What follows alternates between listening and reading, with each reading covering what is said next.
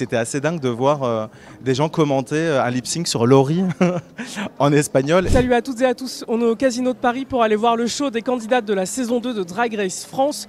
Elles vont se produire en France jusqu'à la fin de l'année et pour beaucoup de dates, c'est déjà complet. La saison 2 de Drag Race France a brillé en France mais aussi à l'international, devenant la franchise la mieux notée mais aussi la plus regardée à travers le monde. C'est votre dernière chance de nous impressionner avec un lip-sync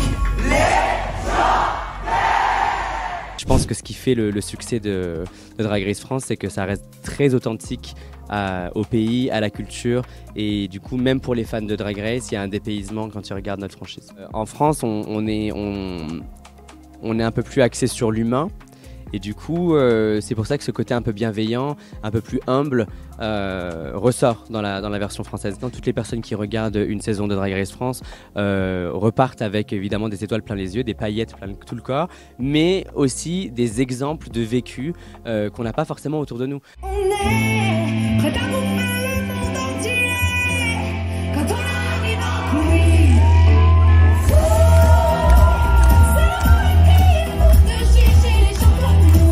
Je pense que j'apporte, et pas juste moi, la production aussi, apporte un espace un peu plus paisible aux queens françaises.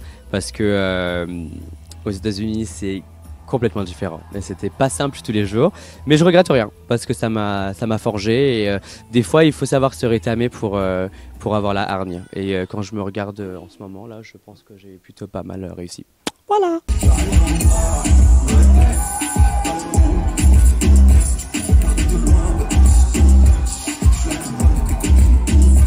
La personne qui a importé l'émission en France, c'est Raphaël Tiofi et on est allé lui poser quelques questions. On avait une concurrence directe qui était quand même la version américaine, qui en était déjà à sa 10e saison, je pense, à ce moment-là. Donc on ne pouvait pas mal faire, on va dire.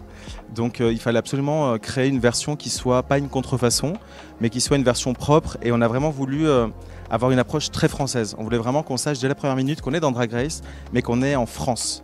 Et je pense que ça, dès la Tour Eiffel, je pense dans l'atelier, jusqu'au choix des chansons du lip-sync et surtout le casting des drags françaises qui sont exceptionnels parce qu'on a beaucoup bossé pour que ce soit une bonne version, une bonne adaptation, mais on a aussi la chance d'avoir une scène drag en France qui est exceptionnelle. Les ayants droit du format américain, World of Wonder, nous ont fait des super retours. Ils sont très fiers de cette version, ils sont venus plusieurs fois sur le tournage. Et c'est vrai que la saison 2, ça a encore plus explosé en France cette année, ça a pris beaucoup plus que l'année dernière, mais c'est vraiment à l'international que ça a encore plus pris. Et on a vu quelque chose qui a changé aussi.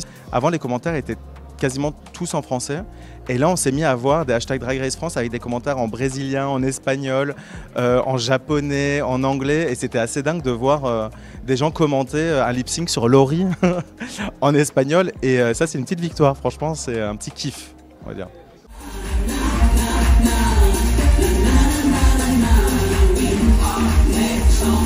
La grande gagnante de cette saison de Drag Race France, c'est Kayona, qui succède à Paloma. Kayona est la première drag queen noire à avoir remporté une franchise internationale de Drag Race.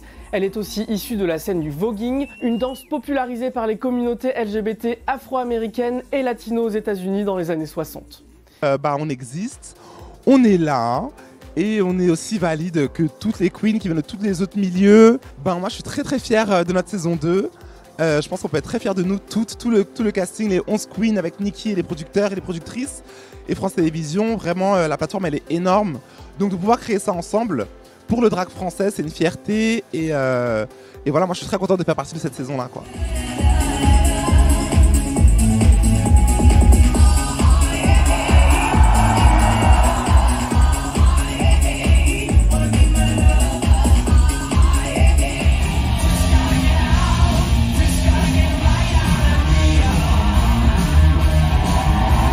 Cette saison 2 a effectivement eu beaucoup de visibilité à l'étranger. Nous, on est dans un petit cocon quand on crée l'émission, on est entre nous. Donc on a très peu de recul sur ce qu'on est en train de faire. On essaye juste de prendre le plus de plaisir possible. Mais ça a été une surprise un peu pour nous toutes de voir les échos que ça pouvait engendrer à l'étranger.